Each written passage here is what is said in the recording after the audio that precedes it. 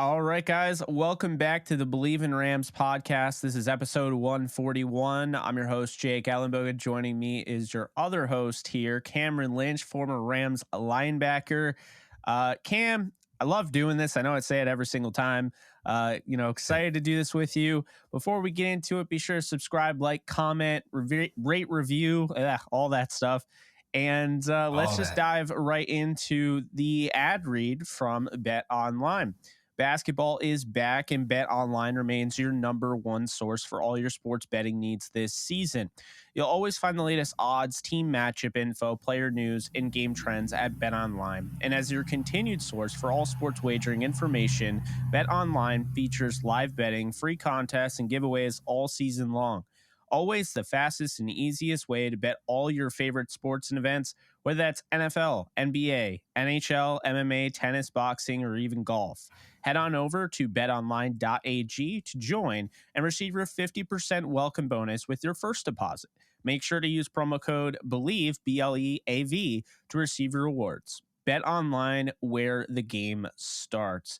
So, Cam, we always start this thing off with the burning question. And we got some news, some kind of rejuvenating, refreshing news. Is that where we are as a 3-9 football team? I don't really care if it is or not.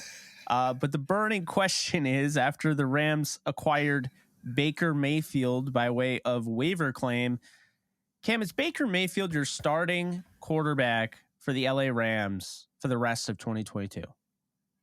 Can I get a hell yeah? Of course he is. Of course he is. I think that's exactly what the Rams needed. If people listen to our podcast, they know we want the Rams to run the damn ball, right? And we also want to finish strong. I think those two things are the most important things when it comes to the Bleav in Rams podcast with Jake and Cam is, hey, Rams, run the ball and finish strong. Like, that's it, right? And so the end of this year, seeing that Baker Mayfield is not come on the team, former first-round draft pick, right? It's a slice of humble pie, but he gets another chance. And so I think we've always said it's not how you start, it's always how you finish. And so seeing Baker Mayfield in his career, you start strong, right? And then go down in a lull with the Panthers and then come back up with the Rams. Hopefully, I'm excited to see. And I think we talked about it. Next year is our year, right? A little hopeism there, but next year is our year. And we talked about it last podcast with the Patriots and how they had a loss and then they won the next year and blah, blah, blah. So I'm looking forward to what the Rams are going to bring to the table this weekend. Yeah, or this week, Thursday. Yeah, absolutely. First off, I'm excited we get Rams football on Thursday. I don't know if I'm more excited to get it out of the way, right away. Just that way, if it's bad, it's bad. But no, in all honesty, I think the game will be somewhat fun, and we're going to break that down and get you guys ready for that game. We're also going to be talking about the Seattle game because we're in a weird predicament here where you got to talk about both games, and it's like right in the middle of the week. So, we just figured, all right, let's just do a podcast about both of them. We won't focus too much on the Seattle game, but we can't just not give it any air. Before we get into that, here are the reasons why I like the Baker Mayfield move. First off, evaluating the talent. It's not necessarily just Baker Mayfield that I'm talking about. You want to be able to evaluate TuTu Atwell and develop him and Van Jefferson and Ben Skoranek and maybe Jacob Harris and Brandon Powell, all those guys. And the best way to do that is have a quarterback that can get them the damn ball. And we talk about it. I mean, we'll talk about it, after this little segment here. John Wolford was not hitting that deep ball. Okay. And unfortunately, he had 3 different opportunities to hit TuTu Atwell in stride, wide open. He blew by one of the best corners in the league this year and rookie sensation. And to me, I just feel like, Atwell's being wasted, Van's being wasted. And I get it. Like, you have your backup in there, it's not the greatest scenario, but let's be honest here. The reason they go out and they get Baker Mayfield is because they don't trust John Wolford to throw deep, and they don't trust Bryce Perkins to throw at all. The way that they call the plays, they clearly don't trust Bryce Perkins. And what I will say about this is that at least with Bryce, he's going to be 26 on the 20th. So that's 13 days from now. At least with him, he's the youngest on the team. So he will be back next year. Exclusive rights free agent. I can't imagine they cut bait with him. But like people were saying, you can't get Baker Mayfield. What about Case Cookus? You got to give him a shot. Case Cookus is the second oldest and was the oldest quarterback on the Rams. It's not like he's the younger guy. John Wolford was younger. So it's like, I think we forget sometimes that, all these guys are kind of in that the prime is just starting moment where 26, 27 years old, and they're not that young. Perkins, as much as I love the guy, is not 21 years old. So I don't hate this move at all. I love it, actually, because one, it injects some life into the Rams. People are talking about them now. Baker is a household name. Whether people want to talk about it or not, he may not be a star in the field anymore, and who knows if he can get back to that. But he's a star because people know who he is. You could talk to a casual football fan, and they know who commercials he is. prior. I mean, come on, progressive commercials. He was, come on now, the Baker. He's that guy. Like, come on, any Oklahoma quarterback that comes out of there, they are the creme de la creme of quarterbacks. So, number 1 overall pick. I mean, we didn't even talk about Sean McVay and him. Talked on the plane ride. Before he was drafted.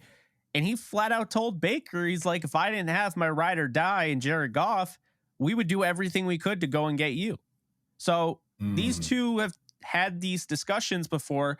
And, first off, like, again, talk about it. It's about evaluating the talent you have on the roster. It's all about next year, but also Baker, because this is not a the way the way it's described is it's like the boomer bust, right? Or like people will say it's a low risk, high reward. How about I hit you with something that you haven't heard before? Maybe you have. It's a no risk, high reward. What are you risking? 1.3 million? It's not coming out of your pocket. It's not coming out of my pocket. It's not coming out of Cam's pocket.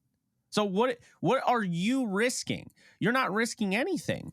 I mean, this is the perfect thing, Cam. He's a former first overall pick. He, stopped the Browns from that long hemorrhaging losing streak, playoff drought. He stopped that. He led them to their first playoff win since 1994. They went 11-5. He had 2 seasons where he had over a 90 quarterback passer rating, and he broke the rookie passing touchdowns record. This is somebody that has won big games. He's played in games. He's started games. He's got first overall talent, and he's just kind of lost his way. And you can't say, oh, well, we can't just say, well, he went to the Panthers, so he should have just figured it out. It's not that simple. First off, the Panthers have the worst offensive coordinator in the league in Ben McAdoo. I don't know why he's calling plays, Cam. I'll be honest with you. You don't have to say anything. I know you have a lot of respect for people around the league. I don't know why he's calling plays, okay? His big thing is that he was the quarterback coach for Aaron Rodgers. I mean, you and I could be the quarterback coach for Aaron Rodgers. Hey, Aaron, just do your thing. But in all honesty, though, like, that is who he's been working with. I mean, when he worked with Stefanski, that was one thing, right? But this is the thing, is that Baker, if anybody is going to turn around his career trajectory, it is Sean McVay. I mean, think about this. He did it with Jared Goff. Jared Goff in 2016 had one of the worst rookie seasons.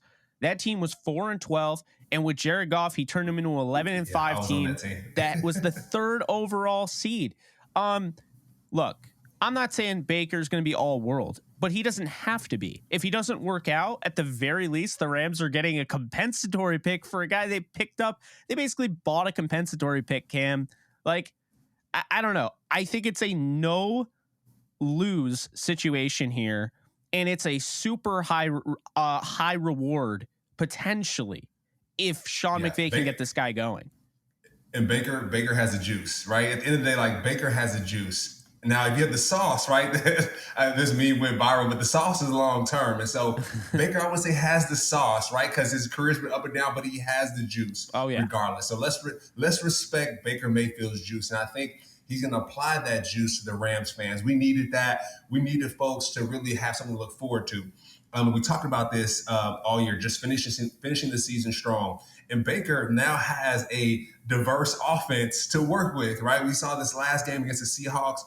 The Rams were flying. They, like, that first half through the second half, to be honest, until the fourth quarter. I mean, the Rams were up in the last 3 minutes of that game. And so I feel like Sean McVay, either he passes sticks there, Jake, or he's went in his lab and started drawing up some great plays. But I know we talk about the game ball and just recognizing some of the players that do well the week prior. I mean, Brandon Powell. I mean, the guy was looking explosive through that line of scrimmage. I mean, when I was taking some notes while I was watching the game, I was like, a little bit of Deebo Samuels, the way he was cutting through the line of scrimmage. I mean, where's 19? He's a small guy. I mean, where's 19? Come on. I mean, just the way he was cutting through the line of scrimmage, Brandon Powell was. He wasn't afraid. He was getting upfield, and he had that spark. And so I just said I want to give the game ball to Brandon Powell on the offensive side. And then going to the defensive side for the Rams, Michael Hoyt. I mean, my man had 2 sacks back to back. And so seeing, now that Aaron Donald is out, seeing Michael Hoyt step up, cause those 2 sacks, like the Rams need that, right? We need sacks. We need turnovers. And then, my guy, Bobby Wags, though. Come on now, Jake. How'd he do? MVP of the game, man. I mean, yeah. That is how you go out there. And I've never been an NFL player before, but I think it would go along something like that. That's a textbook way to say kind of F you to your former team without actually saying it, because the guy is incredibly respectful, and just his interactions with the team after the game, the handshakes and everything. I mean, we see Earl Thomas did not have that against the Seattle Seahawks. We know Bobby has that class, right? So he wasn't going to do that. He's just going to no, I'm just going to flip you off with my game on the field. And I enjoyed watching that. Yeah, I mean, my man represents himself as he's his own agent. He's just a first class human being. Number one, Absolutely. Outside of a football player, he's just a first class human. So, like you mentioned, showing love to his former teammates after the game, like those are the things that you want to see. No matter how the game goes, like taking down the protester. I mean, come on. That was a big hit, right? But he does things that I think you've always said.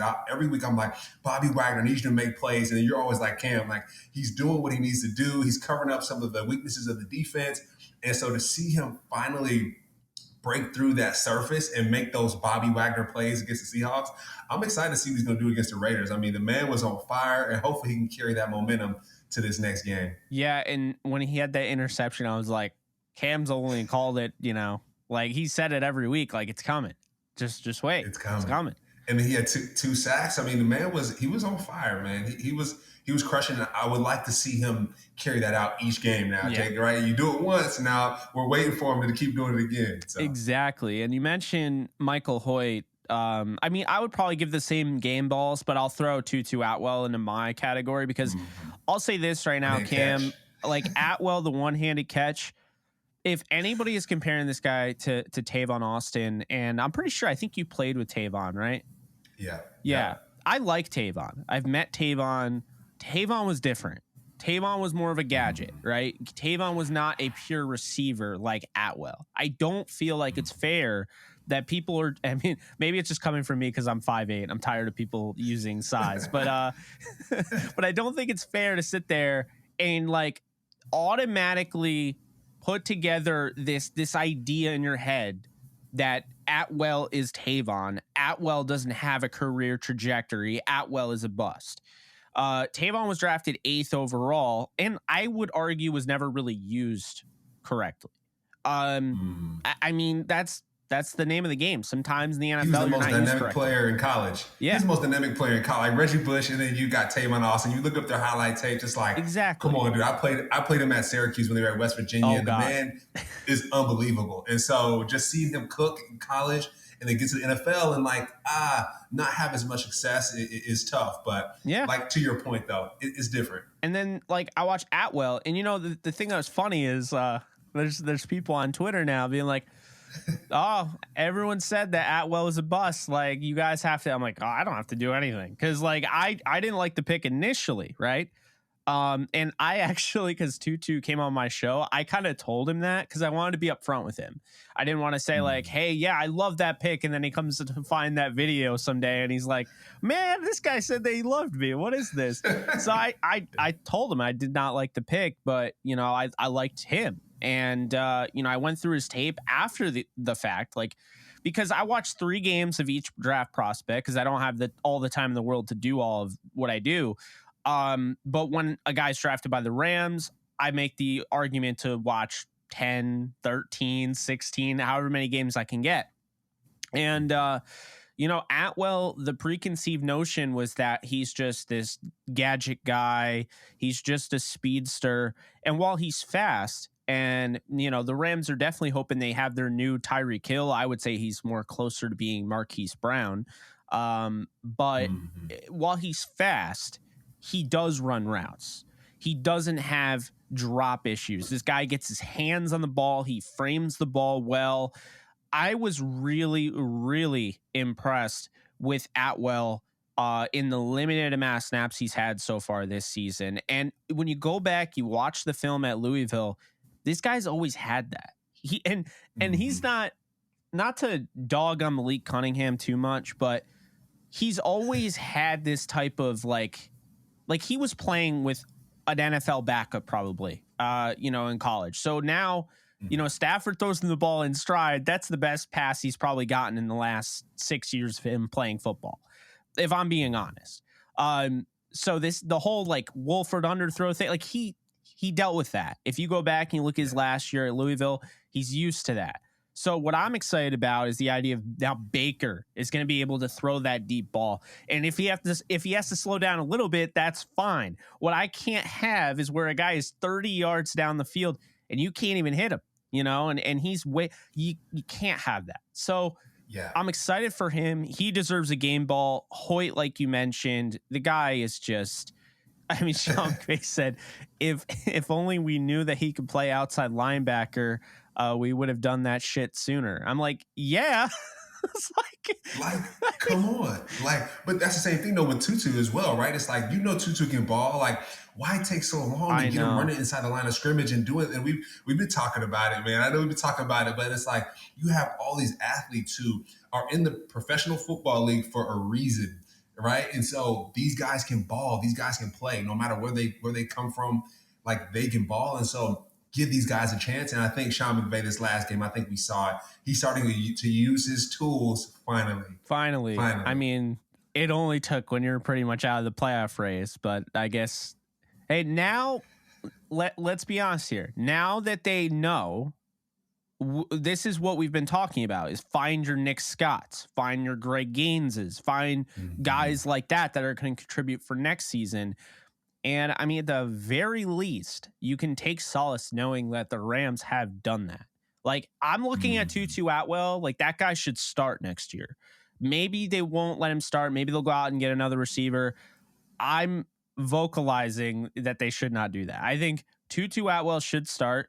I think they will get another receiver. If I'm being honest, I do think they pulled the plug on Allen Robinson project. I really believe that. I don't think they know how to use him. That hurts. And that hurts my soul. It hurts me too, man. I put a bet down that he would lead the league in receiving. I was so convinced. It made sense on paper. If they used him the way he was used before, then there's no reason why this guy can't go for 1,600 yards with Cooper Kupp on the other side. But the problem is, they don't know how to use him. And so I don't know if it's they don't know how to, or that, all those injuries to the offensive line really kind of sidelined what they wanted to do. It's probably in the middle of that, right? But it's still something that happened. And while it's frustrating and everything, it's still something that happened. It's still real. And I know that they were interested in Brandon Cooks, and Brandon Cooks is interested in coming back. And I'll be honest with you, I said this on the live stream the other day. When people are in a dire need of a pick-me-up, think about this, for you. What is one thing, Cam, where maybe you're feeling down, maybe it's just not the best day. What are you doing to kind of lift yourself up? A consistent thing. Do you have anything consistent you're doing? Maybe your favorite ice cream you're eating, or your favorite show you're putting on? What are you doing? Yeah, definitely. A walk outside, number one, getting some fresh air. You know what I mean? Taking deep breaths, getting some froyo. And I might do that tonight. You know what I mean? That's my energizer. See, so think about this. So your walk outside, Sean McVay's walk outside is when, hey, I'm a little worried about the cornerback position. We got a lot of young guys. I'm going to go out and trade for Troy Hill because he's my walk outside, because I know what he is. right? I have that familiarity with him. See where I'm going with this? The receiver spot. Hey, I'm a little concerned about the receiver spot. A-Rob didn't work out. We're evaluating everybody this offseason. That Brandon Cooks guy sure was good in my offense not long ago. Or, hey, this new GM, which is now literally just the head coach of the Tennessee Titans. I think you know where I'm going with this one. Mike Vrabel. Mike Vrabel and John Robinson did not agree on some things. And one of those things we don't know, but could have been Robert Woods. So what if he was in cap casualty and the Rams are like, hey, Robert, we screwed up. We're sorry. You never should have been traded away. And we never should have paid Allen Robinson. We should have kept you and tried to run it back like we said. We should have made you poor guy, go to all of those celebrations and everything and vocalize run it back when we never were going to give you a chance to do that. I'm just saying. Yeah. I'm just saying. Like, Robert Woods was one of the heart and souls of this team. And so you trade away a guy like that, and then you lose Andrew Whitworth. Who's to say that didn't have a negative impact on the locker room, right? Von Miller as well. Measure. You can't measure that stuff. You can't measure what people bring to the table, that energy. You just can't. I mean, you played on the same team as Bobby Woods. I mean, what was your take about him? Was he like, I mean, I don't know if he was a captain when you were there, but he was like, a leader in the locker room, right? Yeah, you talking about Robert Woods? Yeah. Robert. So it's funny. Robert Woods, his grandparents live next to my aunt and my family's house out in Carson, California. So I've been following Robert Woods ever since I was a young kid. Played against some Syracuse versus USC. They blew us out in MetLife when we played up there. And I played with them at the Rams as well. And so just Robert Woods, his work ethic, what he brings to the table, it's things that, like I said, you can't measure that. You can't measure what Andrew Whitworth brought to the table. And so I think the Rams are feeling it right now. The Rams' identity, Matthew Stafford won the Super Bowl, that's great. But this year, the hangover year, the Rams' identity is lost. And we're starting to get it, right? We're finding it. Baker Mayfield coming into the fold here. We're starting to find that as well. But with Robert Woods leaving, that was a big, big loss for the Rams. I absolutely believe that. I just think, if it's not broke, don't fix it. It just felt like something where you were trying to do too much. And those never seem to end well. I just felt like you had a year of Robert Woods. Like, you knew he was going to come back. If he was in the same boat, keep this in mind. Robert Woods came back before OBJ and Van Jefferson. And that's the guy you got rid of. I'm just saying, he was ready.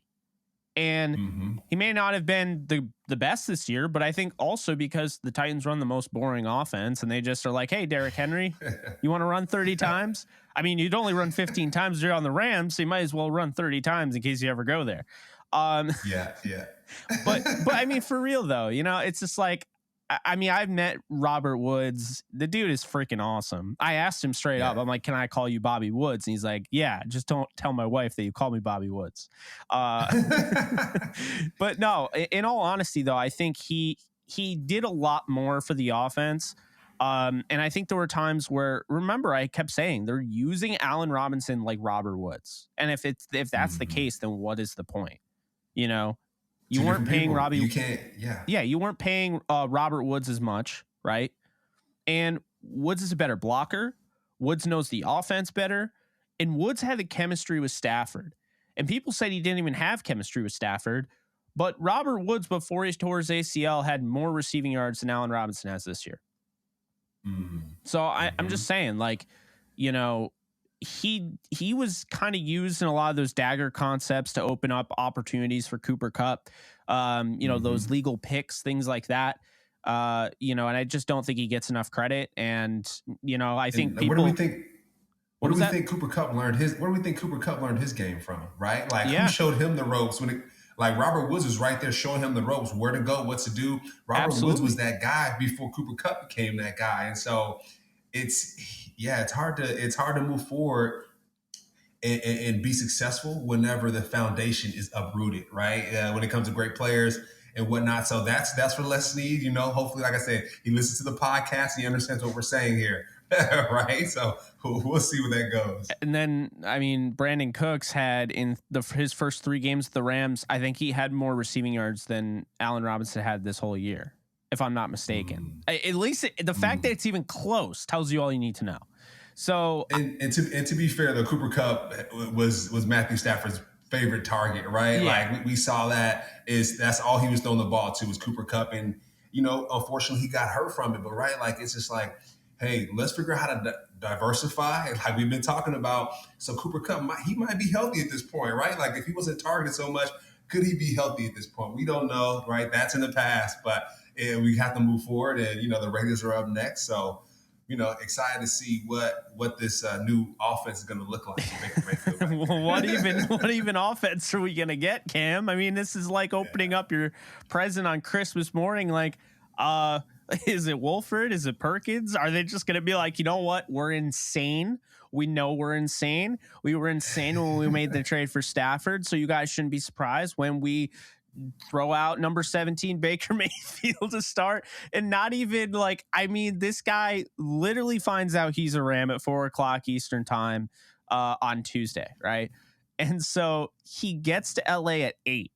He's been in LA for not even like 48 hours. I mean, if this guy actually starts, Sean McVay is insane, like beyond insane in the membrane. Like it's just, what the hell? But I'm all for it, right? Because here's my argument, Cam, for why they should start him.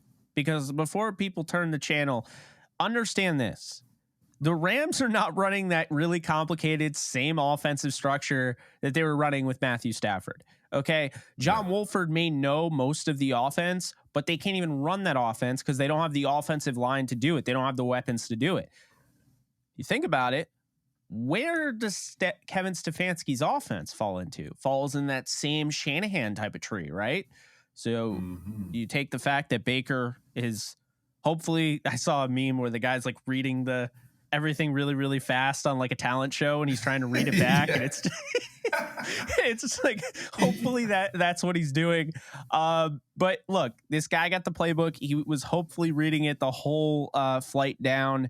And then in addition to that, he already has the playbook in hand, reading it, studying it. He's got Sean McVay to make things easy. I mean, look at what he did with Jared Goff that last year, made things easy on him. So you have that aspect. You have the fact his offenses that he knows in the past are very much rooted in the same type of offense he's going to be asked to run. At the same time, number 3, it's a vanilla type of offense. Like they do more motioning and stuff than a vanilla offense would do. They're using wide receivers as running backs, like treating them like, Brandon Powell and all that. But for the most part, it's relatively vanilla compared to what we would see with Stafford. So that is my argument to let him start. He can make all the throws, the mobility. I think it's not like you put in a guy who's a statue. Like this guy can get away and escape pressure. So I don't know where you're at on that, but I kind of feel like they should start him. Yeah, I mean he's a pro at the end of the day, Jay. Right? Yeah. He got paid a lot of money to be a first round draft pick. So his life is football at the end of the day. And so, like you said, once he found out he was a Ram, I'm sure he was flipping through that playbook, right? And he's like you said, you have Sean McVay going real fast. You got Sean McVay to hop in his ear and say, hey, look for your first option. Your first option isn't there, throw over here. So it's one thing our coaches used to say in the meeting rooms, they always just say, hey, we're going to keep this playbook as simple as possible. And the saying was, keep it simple, stupid, right? Just keep it super simple so you can go out and execute and play fast. And so, like you said, whether they start him or not, we're not sure. We're not back there making the decisions, but why not start him? Why not give him a set of plays that he's comfortable with? At least start the game off, see what happens. And if Wolford needs to come in and play or Perkins needs to come in and play, sure. But let the man start. Let's see what we can do. Get him that confidence going because we need to finish strong the rest of the season. I mean, and I think you mentioned it before. We have a couple games left that the Rams can win, right? With the Raiders, I know the Seahawks beat the Raiders. We were this close to beating the Seahawks. And then the rest of the games coming up, it's a possibility. The Chargers, the Raiders beat the Chargers. So the Broncos, it is a possibility to win the rest of these games. And I think if Sean McVay can put together something genius, that we know he can do it now. We know the genius is in him. So if he can figure something out, keep the playbook simple for Baker Mayfield between now and the end of the season, I think the Rams are sitting pretty. I agree, and I'll ask you this, Cam. You know, the last 2 games, if Baker Mayfield starts those games and say he doesn't have to know the actual offense, but say if he started more, he knew at least the base level enough to start a game in the NFL. Do you think the Rams win one, if not both, of those games? Yeah, why not? Why not? I don't think the Chiefs were overly impressive. They were 1 of 6 in the red zone. The Rams could have taken advantage of that, right? I mean, yeah. And that's where the Rams defense comes in as well, right? Where Bobby Wagner has to keep cranking up his play, right? Michael Hoyt coming in, keep cranking up their play. And so the Rams defense and special teams, they know that they have a situation on their hands, similar to what the season's been like, but they're starting to turn up their gameplay. Jalen Ramsey locking in, right? Like, I don't know what's going on with Jalen Ramsey. I know he has a lot of great plays. I know we see a lot of the bad ones because they got to help him out in the secondary. They got to help double teams. Come on, he can't do it himself. The great Jim Everett finally came out and was like, Taylor Rapp's covering grass there. There's nobody there, you know? And it's like the last play of the game, and I don't think we haven't talked about this yet, but real quick, the last play of the game, Brian Baldinger of NFL Network, dude is awesome with his breakdowns. He does it in such a simple way. But you know, that last play with Metcalf, like, first off, as he says, like, Ramsey does not have bad coverage on him, right?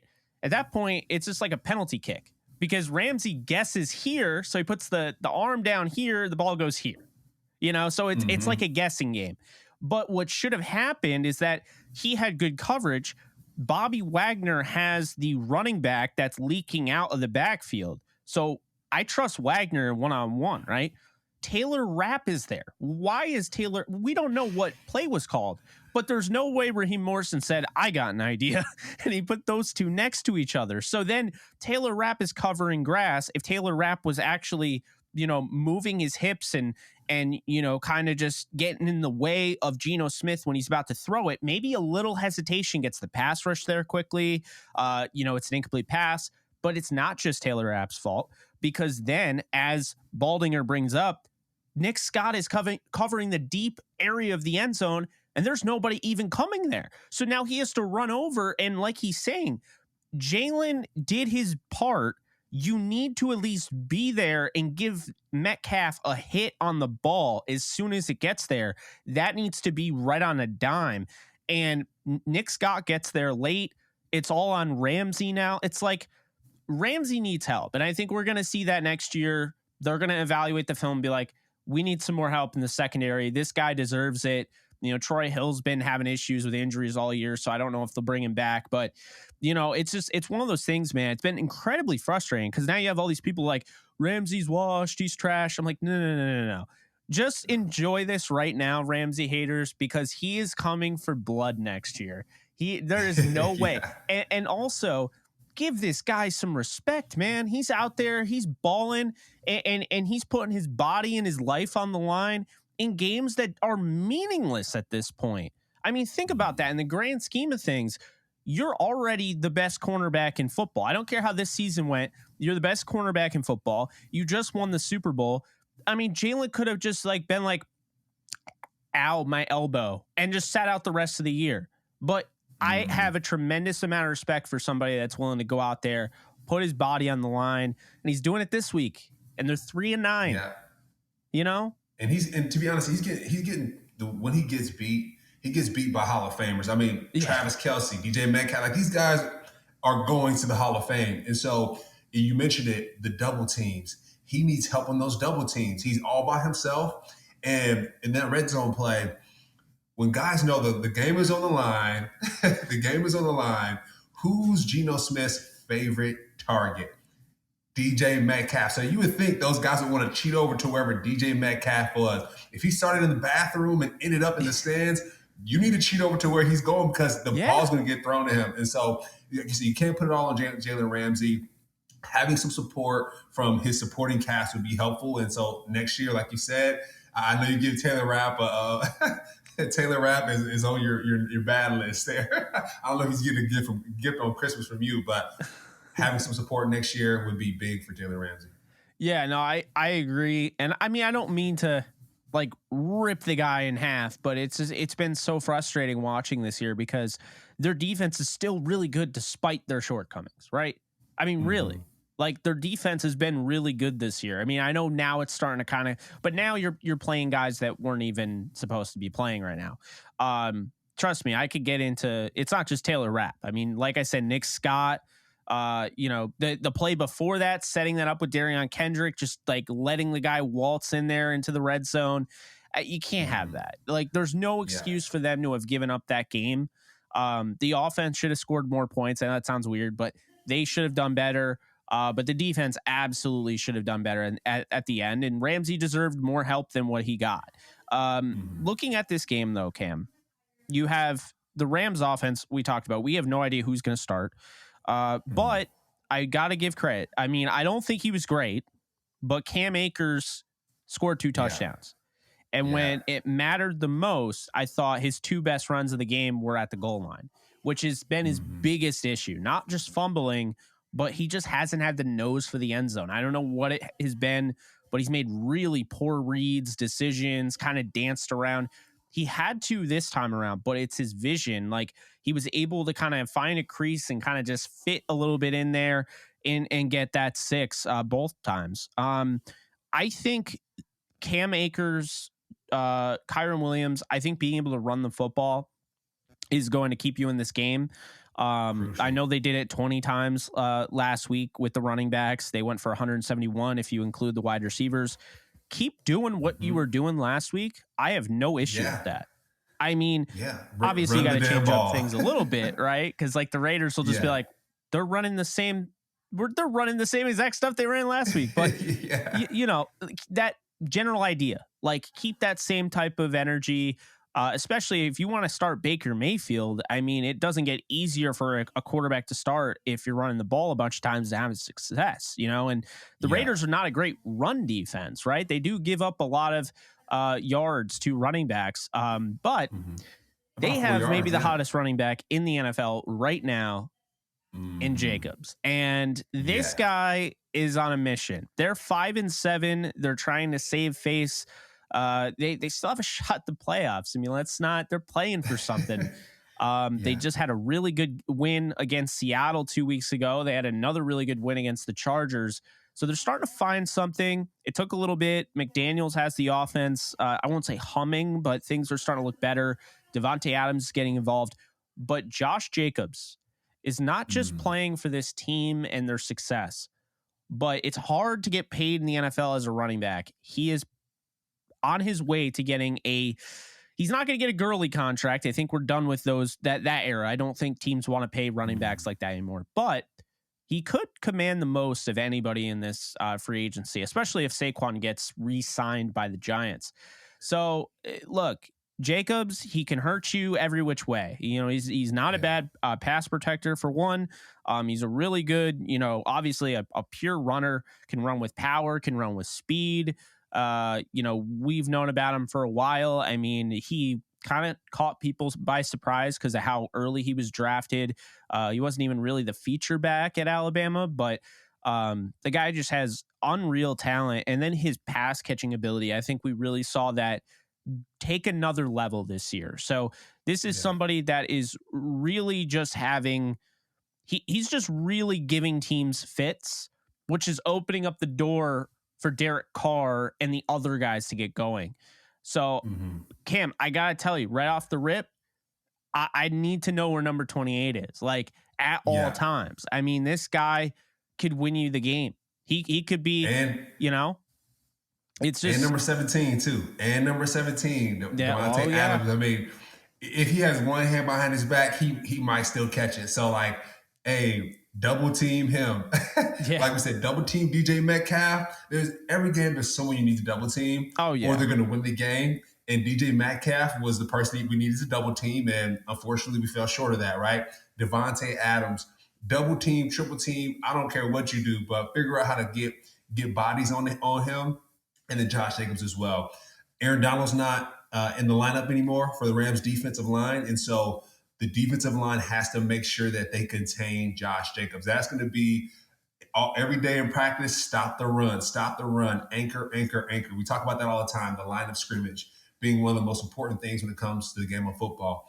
And Josh Jacobs owns the line of scrimmage at this point, right? Anytime he touches the ball, he's moving that line of scrimmage everywhere he goes. So for the Rams defense, it's going to be extremely important for them to stop the run, and also Devontae Adams. And then also too, for the Raiders defensive line. I mean, Chandler Jones and Max Crosby, those guys are wrecking havoc anywhere and anywhere they go. I think Chandler had 3 sacks last week. I played with him at Syracuse.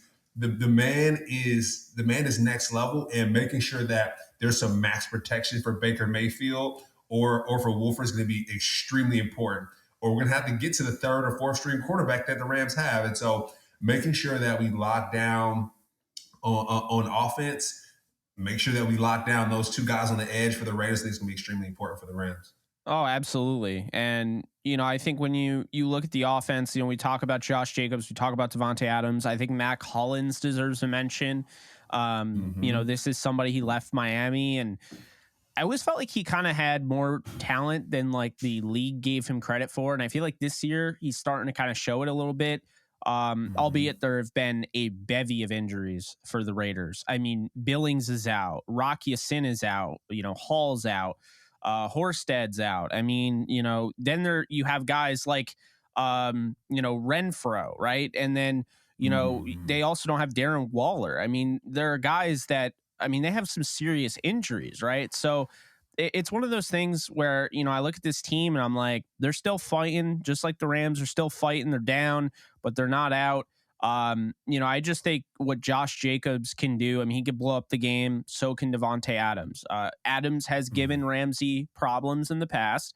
Keelan Cole isn't half bad. He was one of the top receivers for the Jets prior to joining them. And then I think the offensive line, there's opportunity here for the Rams pass rush. Colton Miller, he's a solid player. Dylan Parham's a not free agent. He's a rookie out of Memphis, the 3rd rounder at left guard. You have Andre James, Alex Bars, and Jermaine Illuminor. And I just don't think they're a great offensive line by any stretch. I think that is honestly what makes Josh Jacobs so damn impressive, Cam, is that he doesn't have like the built for tough offensive line of the year Rams in 2018. He doesn't have the Cowboys offensive line of the year like back when Zeke Elliott first came onto the scene. He is not running behind the greatest offensive line in football. He's just making stuff happen, and so big plays. Yeah, I look at this offensive line and I'm like, this is an opportunity for Hoyt again. He bullied. Let's be honest here. I think Charles Cross has a future in this league. He bullied him. 1st round pick, bullied him. Leonard Floyd, I think is somebody, he can definitely get after it. And, he's done that. I think Jermaine Illuminor, I think he can, beat 1v1. I wouldn't be surprised if the Rams give Carr some fits. Really looking at their offensive line, I wouldn't be surprised about it at all. I think when you look at the defense, they got a lot of guys that can force turnovers. You look at Trayvon Merrick from TCU. You have guys like that. You have Nate Hobbs, who's a really good tackling corner. You got Perryman. They filled this team with hard-hitting players. Amik Robertson is known for being that hard-hitting nickelback. And then, I think you look at, obviously you mentioned Max Crosby and Chandler Jones. Those guys can force turnovers off the edge. You got Jayon Brown, formerly from the Titans. There are guys all over the place that will rip the ball out, or they will hit you so hard that you don't have the ball anymore. And so, Cam Akers, beware, right? Kyron Williams, who had 8 fumbles in his college career, beware. This is again, we haven't seen fumbles from the Rams. Right? Like it hasn't happened in a while. I'm knocking on wood right now, but I'm looking at this team and I got news for you, Cam.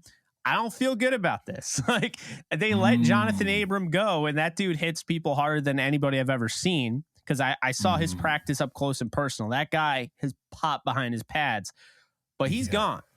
They didn't lose that hard hitting, fearsome ability that they have in that defense. They still have that with those guys. So that is a little concerning to me. I think this is a physical defense. They're not great against the run, but you don't have to be great against the run. You could give up a 99-yard run, and then if you strip the ball out the 1-yard line, you did your job, right? I mean, the ball goes out of bounds. It's a safety, not a safety. It's a touchback, and then you get the ball. So and the Rams gonna have to run the football. And like as we're talking, as I'm thinking about it, they're gonna have to run the football and protect it, right? Because if Baker Mayfield's back there, he's gonna get pressured. I know for the Chargers, they got pressured a lot. He's gonna get pressure Baker Mayfield, so they're gonna have to run the ball really, really well to set up the pass. Run the damn ball, right? You run the damn ball. Like that's all we need to happen. I'm really excited to see this Rams offense. I think we saw a different one this past week with Brandon Powell. So Brandon Powell, hold on to that football because you're going to be running against Denzel Perriman, like you said, who lays the wood. I mean, the man hits really hard. He's from Miami. He can play ball flat out. That Raiders defense, they can play ball, but they're not unbeatable. They're not unbeatable, like you said. They give up the run a lot, and I think the Rams ran the ball 20 times last week. They need to probably amp that up to about 30 if they can to find some success. But and then also too, Tyler Higbee. If my man Higbee can come alive, I think that'd be really great for this Rams team. I mean, he needs to come alive these next couple of games because I know some of the Rams fans are like, hey, this guy's not catching the ball too well or his speed is not too well. So I'm hoping that he shows out this game coming up against the Raiders. Yeah, I mean, I didn't think I would be in a position where I'm saying, okay, Tyler Higbee, I don't know about the future at tight end anymore. I mean, Tyler Higbee is arguably the greatest tight end in Rams history. Now, there haven't been a ton of great tight ends. I will give a shout out to Pete Holohan. I'll give a shout out to Billy Truex, and I'll give a shout out to... And I'll probably just keep it at that. Roland Williams, because Roland, Syracuse guy. Yeah, I appreciate that. I was about to say, got to throw a big roll. He actually, he came on the show. I want to say last year, 2 years ago. He's a big Rams fan still. So I think he lives in LA. Wears all his rings. Yeah, he lives in LA. Wears all his rings. He's in Thousand Oaks. Great guy. Yeah, that guy is awesome. He deserves a shout out. I also, I just have to say, like with Higbee. He's still, I mean, it doesn't change the fact he's probably the greatest Rams tight end of all time. But I don't know if it's necessarily me against Higbee because I feel like he's banged up, Cam. I've said that. I know they haven't really reported it, although he finally missed practice. I think it was like a rest. So I kind of feel like he's just banged up and maybe not like voicing that. He just doesn't feel like he did earlier in the season. I don't feel like guys just fall off for no reason, right? So I would say this. Now is the time for Bryson Hopkins to step up and for you to actually use him. Because if you don't even have him, I'm a little worried about Higbee and how much they're paying him right now. You don't have a tight end. Blanton's out the door. You're not giving Jacob Harris a shot. They don't even know what they're doing with Jacob Harris. So I just feel like this is a team that could very well be looking at the tight end position early in the draft next year. They could be looking at him free agency. They were interested in Zach Ertz at one point or another. So the Rams are weird like that. Like they've shown in the past, like, hey, we were interested in tight end and now they're not. And I mean, look, OJ Howard was available and they didn't even like move an inch to go out and get him. So, I mean, could you really tell me right now that OJ Howard couldn't help this team at tight end? I know he's not really doing much, but I feel like in a Sean McVay offense, he could do something. Yeah, I played with OJ at the Buccaneers. I mean, he's mossed me plenty of times. I mean, the man's 6'5", 240-something pounds, running a 4.6 or 4.5. Like, there's no way that he couldn't be an asset to the Rams. And I think we talk about this. The tight end a lot of times is the quarterback's best friend, right? Yeah. And so you think about a Patrick Mahomes and Travis Kelce, Tom Brady, and our guy Gronk. And so having a tight end at the disposal of a quarterback is extremely important, especially in a time like this where you got Chandler Jones and Max Crosby, rushing the passer. How about you dump it to the tight end and gain some yards, right? Convert. And I think that's one thing we talked about this past week is we feel like the Rams had the best They played the best complementary football that they played all year this past game against the Seahawks. And so when it comes to the safety of a quarterback, the way you complement that is you run the ball and have someone to throw to, which is the tight end. So, we'll see what the Rams do. Like you said, we make some interesting trades and acquisitions. So the tight end would be really nice around this time. Yeah, I mean, I'm seeing Johnny Muntinu more on the Vikings, and that's a guy I know they wanted back, but he decided to follow Kevin O'Connell. It's very, very interesting. You got Roger Carter on the practice squad. Yeah, I think Jared Pinkney's still there. I don't know. You got to get one of those guys going.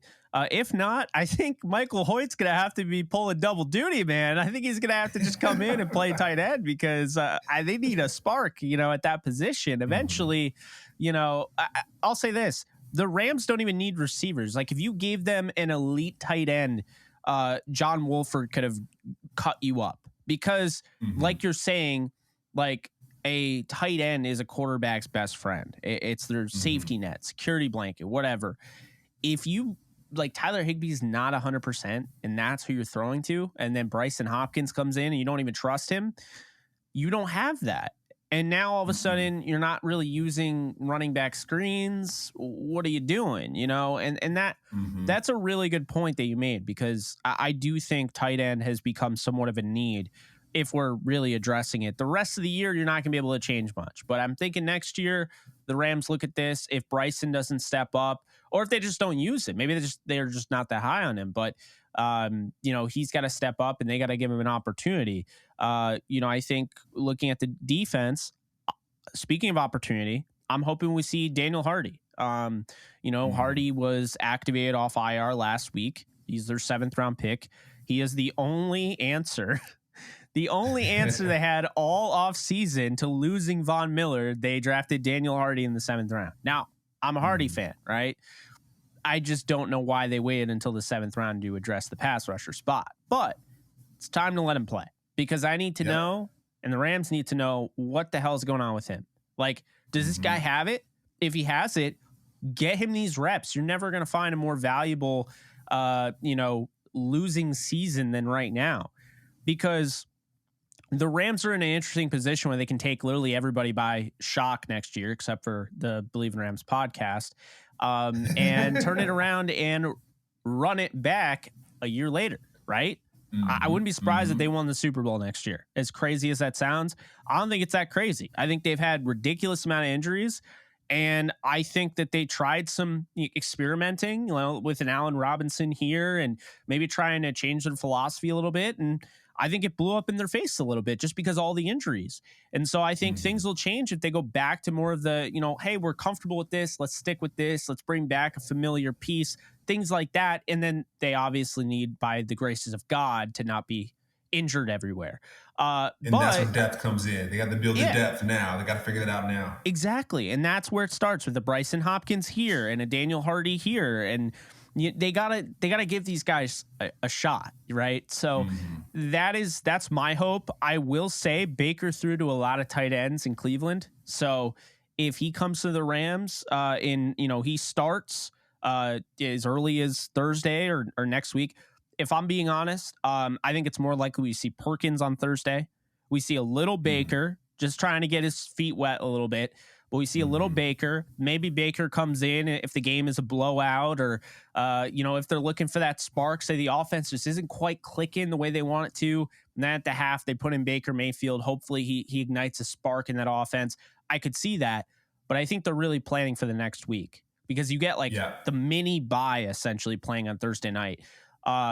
But the way I see it is that, Baker was throwing to Njoku, Baker was throwing to Harrison Bryant, Baker was throwing to Austin Hooper. I mean, he threw to all different tight ends, and I feel like, he definitely having that, expectation, like when he was throwing to Tommy Tremble with Carolina and, Ian Thomas. I don't think he's a guy that's going to prioritize one tight end over the other. He really never did. So I think that's a good thing. You put him in there, maybe you can get Bryson Hopkins some opportunities.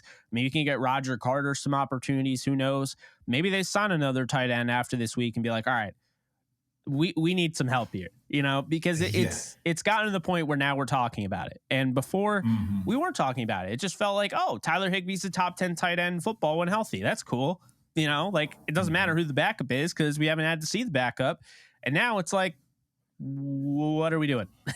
Yeah, we need a tight end here, especially for undersized quarterbacks too, right? A lot of time undersized quarterbacks, Baker Mayfield might be 6 feet tall, maybe if that, and so having a quick outlet is going to be extremely important. And I want to say this too for Bryce Perkins as he's preparing for this game, Wolford, whoever starts there. Continue to fight because at the end of the day with Bryce Perkins, he's a run first quarterback, right? I went back and watched his Virginia tape, like I said last week, and my man is looking to run the football at the end of the day. And then Wolford as well. Last week, a lot of sprint outs. I don't know if you saw a lot of play action sprint outs for Wolford. And so continuing to do a lot of those things to get the quarterbacks on the move. The Rams quarterbacks like to be on the move and like to pass on the move. So continuing to create scenarios like that. Come on, Sean McVay, get in that lab. Let's cook something up. And then when Baker Mayfield gets a chance to hit the field, excite the Rams nation. Hey, let's give them some deep balls. Let's to TuTu Atwell. Let's change it up, man. Let's shake things up. It's the time to shake things up. Bleav in TuTu. Yes, I mean, my God, Baker Mayfield deep to TuTu Atwell, touchdown LA, like chills, man. I mean, let's be honest. I had freaking chills when Matthew Stafford hit TuTu Atwell in stride against the Saints. They were winning that ball game if he didn't get hurt. And maybe we're talking about a completely different team if he doesn't get hurt. I mean, to be honest with you, it seemed like that Saints game is when they really started to put their best foot forward. And, they started playing with like another level of like urgency, right? I think this is a big game because you don't get many primetime games moving forward. This is the only one at SoFi because, I know everyone is convinced they'll keep Battle for LA because of what it means, but no, they're not. They're going to flex that out of Sunday Night Football. There's no way that is going to be Sunday Night Football. I think it's week 15 or 16. There's no way it's going to be Baker Mayfield versus Justin Herbert. And the big redeeming quality here is that they play at the same stadium and that Justin Herbert is trying to lead the Chargers to the playoffs. No one's going to care, right? It's going to be a Dallas Cowboys game. It's going to be a 49ers game. It's going to be a Chiefs, a Bills. There are way too many teams that are playing meaningful football right now that are going to take that. So with that said, the Rams have 2 guaranteed primetime games. One of them is in Green Bay, and this one is in LA. This is the only one in LA. And these two have a rival, right? A rivalry, because it's not a big rivalry. It's not like the players are really in on this rivalry, but the fans, because the Carson Project. Let's not forget, the Raiders were expected to move to LA with the Chargers. Things changed, and the Raiders ended up going to Vegas. And you could argue the population of Raiders fans in LA, I mean, it might be bigger because they were there longer, right? So, I mean, my that is definitely there. And I played for the Rams. He would say, hey, son, like, I got the Raiders on this one. I don't know, but I got the Raiders. A lot of my family are Raiders fans from LA. So, there you go. The black hole is going to be in full effect at SoFi this week. Your family was rooting against you? They were the Raiders. So, quick story. We played a game at the Raiders Stadium in 2016, I think it was, 2015 or 2016. And my family members, they were like, hey, like, I got to wear Raiders gear because, like, I want to see you on the field. And if I'm wearing Rams gear, something bad might happen to me. But I was like, oh, my God, that's right. Yeah. By the way, it's like that. I think that's why, if you're wondering, I 100%, people could tell me I'm wrong and I would still think I'm right. The Rams and Chargers are only sharing because the Rams and Chargers, like, so Stan Kroenke, that whole pitch to the NFL is that we want this to be a campus that's kind of family friendly. And I feel like if it was Rams Raiders, that's the type of shit you'd be dealing with. And I just feel like they're like, no, we're not having that. You know what I'm saying? Little kids flipping up middle fingers at us on the bus. Like, Raiders fans are they're a different breed. God bless them. But when I saw little kids literally giving us the bird while we were traveling to the stadium in the bus, Ashton and I knew. I was like, okay, it's family, like, y'all are good to wear your Raiders gear for this game. Like, y'all are good. And I want to give Cam a moment of silence because he had to play in that god awful stadium. Oh man, with the baseball field attached to it, and like every time on kickoff, we're running through sand and hitting grass, like that. And a lot of teammates got hurt on that field. So I mean, let's talk about fields real quick. I know we talked about Matthew Stafford and his injury. Going to purely grass fields would be amazing. I mean, as a former player, like it feels no better, dirt, it smells better. No dirt, no baseball dirt. That's no bueno. Let's cut that out. I used to sit there and I was like, it didn't matter if you guys were 1-15. Okay. I'm watching Rams games and I'm watching. And when you guys played the Raiders, I was sitting there like, this is ugly, man. Like, it doesn't matter if you guys are up 52-0. They did win 52-0 against the Raiders. But it doesn't matter what you're up because that stadium sucks. No one goes there. And the A's are going to move to Vegas now because no one gives a shit about that stadium. It's disgusting. It was brutal. A lot of injuries at that stadium. So, and it just looks don't suggest it. A baseball diamond on a football field, like the atmosphere of a football game. Seeing the grass, even seeing the turf. I'm against turf entirely. Don't get me wrong. I'm an ally, right? But there's something about a football field. There's something about baseball diamond where like the field is part of the experience. It's not the same like. You go to a hockey game and like the ice is really cool. It's got the logo. No idea how they do that. Really cool. But it's not like the experience, right? Like it's cool, but it doesn't feel like it's like baseball diamond. That is crazy looking. Baseball park looks amazing. Football field looks amazing. You start putting like, baseball diamonds with football fields or football fields with baseball diamonds. Or when I went to the Yankee game and I see, God forbid, I see soccer lines, like a soccer field line in the outfield. That makes me want to hurl. Yeah, it's confusing. I'm just confused the whole time. I'm like, what is this? Yeah, I know. And I'm like, why is it like it's kind of going out of bounds? So it's like it doesn't even look nice. Like if you did I'm not saying I would advocate for a baseball diamond ever, but you put a baseball diamond in the middle, and I guess it looks a little bit better. It's just how they obviously have to do it. But it looks so bad. It looks like someone made it on like Microsoft Paint. Like they had to create like it's just awful. It's very elementary. It's very elementary. That's what you do in Pee Wee. Pee Wee, you play football on the baseball fields, like in the corner of the outfield. God. Like, let's get away from that. Yeah, no, for real. And let's get away from that because we're going to piss off some people who apparently love baseball diamonds on football fields. I don't know.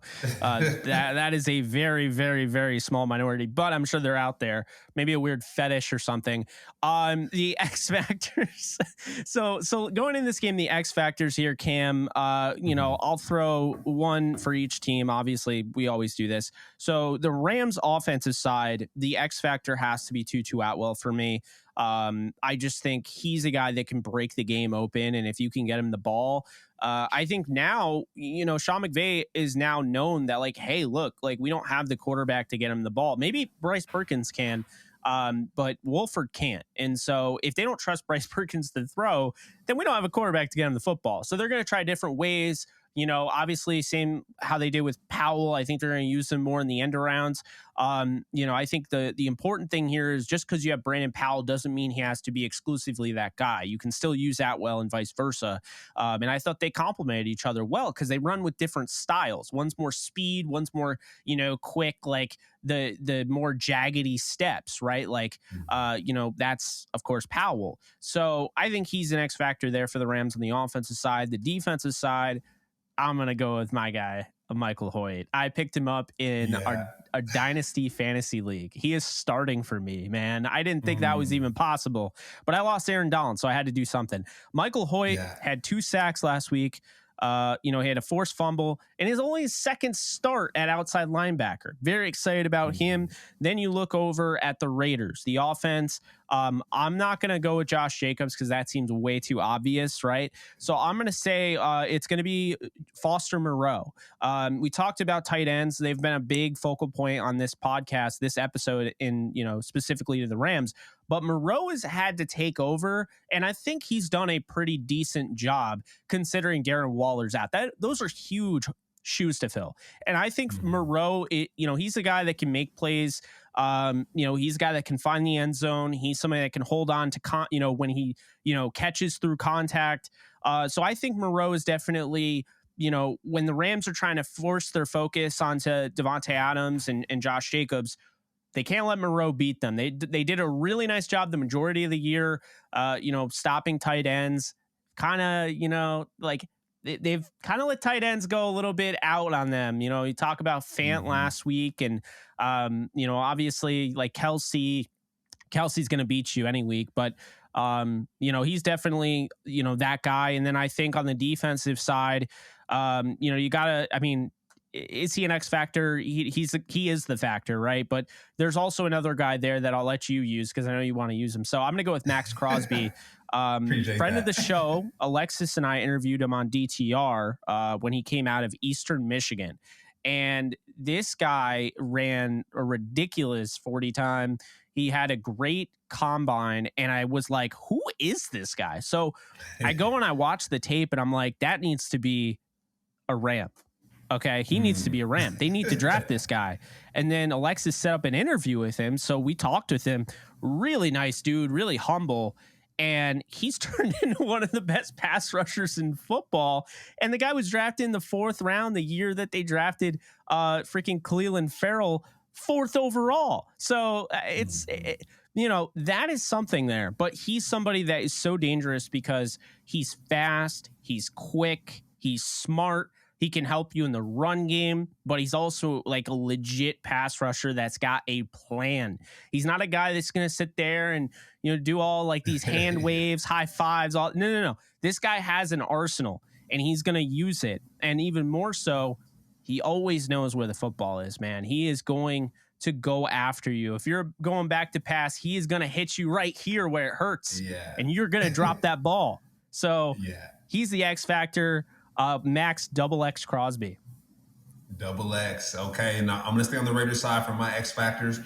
I'm going to go the opposite side of the line, not the opposite side of the line of scrimmage, but the other side, right? In Chandler Jones. I mean, can we say Hall of Famer? The guy, He's 3 great. sacks last week. He's great. Led the league in sacks when he was with the Patriots.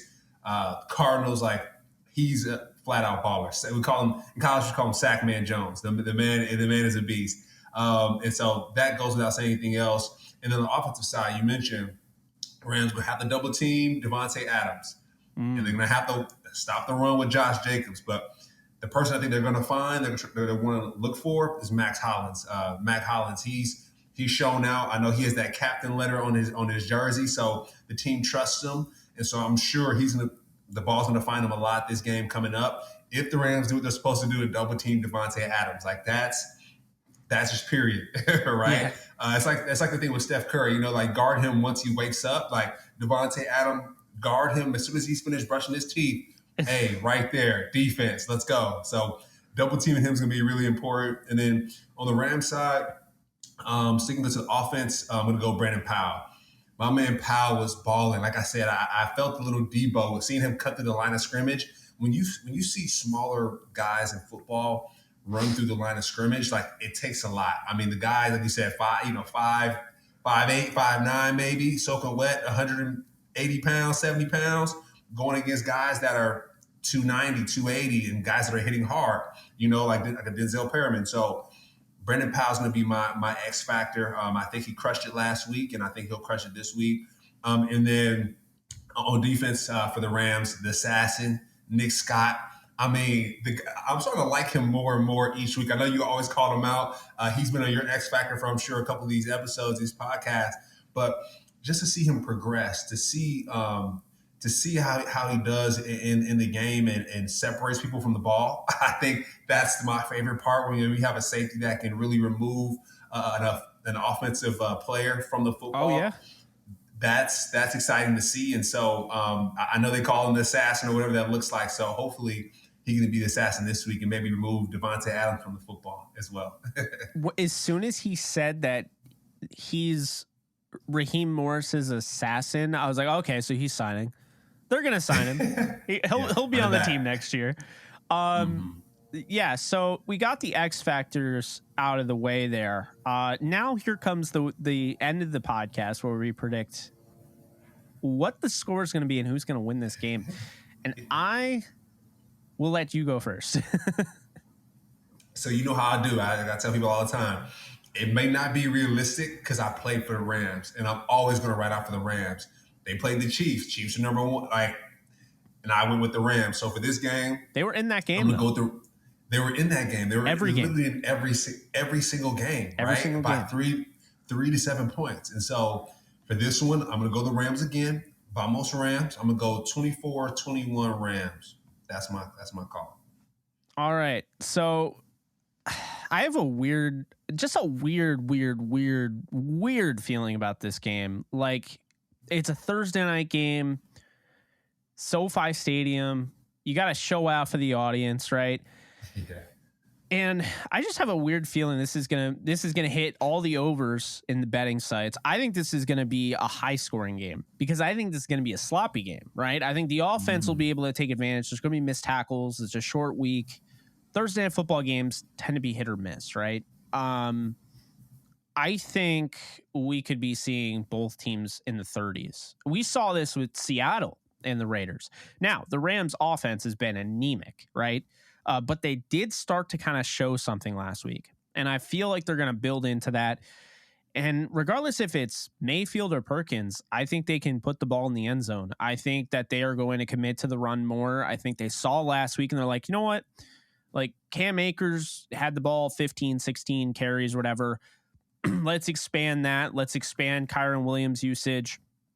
And let's just hit them over the head with the end arounds and the reverses and things like that. So I'm going to say a team that is literally just out of it, and then another team that's desperate to keep winning and try to get back to 500 and potentially in the playoffs. I'm going to say this game, I'm going to go 31-27. I'm going to say the Rams with the upset. I'm going to go with the Rams with you. I think it's going to be one of those weird games. And they might score more than that, but I like 31-27 because I think that, like, the defense has kind of opened up a little bit. Like, they're not, holding teams to 17 anymore. They're not fully healthy, and without Aaron Donald, they're not going to get the pressure that they're used to getting in the interior. But then I look at the Raiders and I'm like, their offensive line isn't great. And I would argue, losing guys like Rock Ya-Sin and Andrew Billings on the defense. I mean, those are losses. Not having Waller, but Devontae Adams woke up last week, and Josh Jacobs is Josh Jacobs. So I think you'll have a game where players, stars show out, right? And so I think, this will be a Josh Jacobs breakout game. I mean, not really, because he had 300 yards against Seattle. I don't think he's doing that this time, but he's going to have a really good game. I think, Adams will have a good game. I think Matt Collins will have a really good game. This is going to be one of those ones where, like, if you bet the under, you're going to hate yourself, right? Because then I think you're going to look at the Rams side of things. And, like, you got Atwell. They're going to figure out ways to get him. You got Powell. You still got Van. You got Cam Akers. You got Kyron Williams. There are some playmakers, in this game. And then that's not even, including the fact Bobby Wagner, Jalen Ramsey. Yeah, if Higbee steps up. So I'm going to say 31-27. And I think that, with a caveat that I think there could be more scoring than that, because I think this is just, you're getting to the point where the Rams are going to try things that they probably wouldn't have before. Don't be surprised if this team's at like the 35, their own 35-yard line. They're going for, go for it on fourth down. One of the best fourth down converting teams in the league. I think they're actually the best, believe it or not, which is bizarre. So wouldn't be surprised about that. Wouldn't be surprised if your guy Riley Dixon is, faking it, throwing a bomb over everybody's head. Like, I mean, dude throws darts. I wouldn't be surprised if they did something kind of similar. They ran like that fake punt Wouldn't be surprised they go to something like that where, you know, they fake it or they throw it over to Jalen Ramsey and Ramsey runs it back for a touchdown. Derek Carr has turned the ball over at times this season when he just really shouldn't. So he has a couple of those throws where you're like, every game where you're like, what are you doing? I think the Rams can pounce on that. I don't know, man. I think that this is going to be a high scoring game. I don't know why. There's no logical football reason why this would be high scoring. Yeah, but I think there'll be a lot of turnovers too. Hopefully for Rams forcing turnovers. Yeah. I think, you know, it happened last week with Bobby Wagner. He pretty much deboed the receiver for the football. So I think he's going to be licking his chops. I think the Rams defensive line, they're going to see that, hey, the Raiders defensive line, they cause havoc. So let's do the same thing. I think Michael Hoyt's going to step up, Leonard Floyd. So hopefully that the Rams defense gets some turnovers. We win the turnover margin because we're going to need it.